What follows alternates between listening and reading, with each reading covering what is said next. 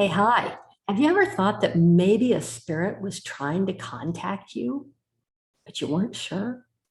I'm going to talk to you today and give you three undeniable signs that that's happening. So, first, what do I mean by spirit? Well, to me, and for our purposes today in this story, it means someone who has died and left their body, their physical body. My name is Sharon Smith, and I have the ability to see people who are no longer living in their bodies. And yeah, it's not gross or scary or even really weird for me. I've been able to do this a long time. And they are every bit as alive as they ever were. They're just not in a body anymore. And they do everything they can to contact you afterward to let you know that they're okay. It's not as if they can sit in your living room with a big sign that says, "Hey, I'm okay." They have some limitations on what they can do to get to you. So I'm going to talk to you about that. Number one, you have a very, very vivid dream that involves that person or a person that you knew who's no longer living. Now, I had this happen with someone I was working with. He was experiencing overwhelming grief over the death of his mother. And this had gone on for several months, and he was feeling a bit better, but he really was having trouble moving past it. And one night he went to bed and he experienced one of those super hyper real dreams where he saw her and heard her and got to talk with her, and she reassured him about a lot of things. And when he woke up, he felt so much better. He said the relief was really palpable. And he told me when we met the next time, he said, I really do believe now that she's okay. And I said, yeah, that's great. She is. Now, number two, coins. You start finding coins. Maybe it's pennies, maybe it's dimes, maybe it's just loose change. This is a really, really common thing that a lot of people experience when a spirit's trying to get in touch with them. And this may be happening to you. I've certainly had it happen to me. But the cool story I have about this one is a longtime friend of mine whose husband died. And she started finding pennies like the day after the funeral. She almost couldn't go anywhere. She would walk through her house and find a penny. She'd walk through a parking lot and there would be pennies.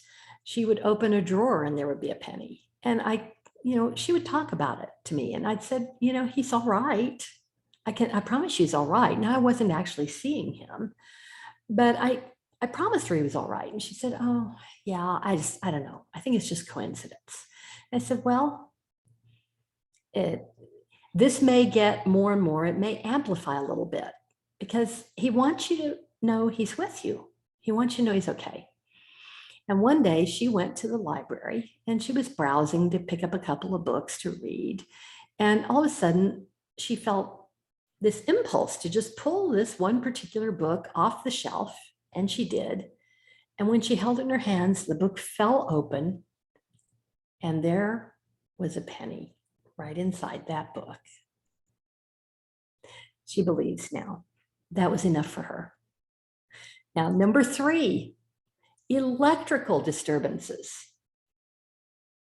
And I've talked to lots and lots of people who've experienced this, but I'm going to use a woman whose dad had died.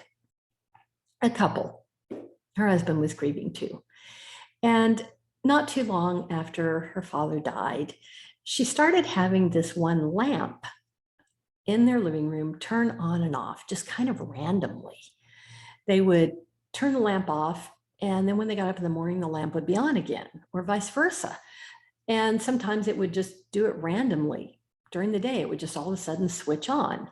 So the husband finally said, "Okay, this had gone on for a week or two." He said, "This thing's got a short in it. We're going to get rid of it. It's going to burn the house down." So they unplugged the lamp, got rid of it, went out and bought a new lamp, a nice new lamp, and plugged it in the same place and really liked it.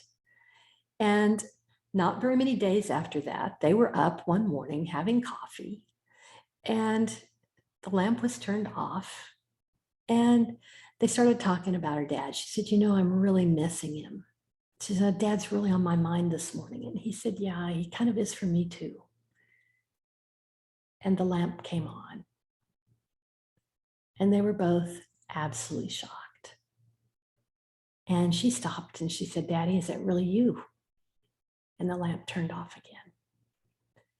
Now, it kind of chokes me up when I tell that story. She was absolutely in tears when she called me. And I said, yeah, he just wants you to know he's okay. And he's still here. He hasn't gone anywhere. And he loves you. And that lamp doesn't have anything wrong with it. And it did it a few more times over the course of the next week, just to reinforce what she was feeling and experiencing. And then the lamp never had that problem again.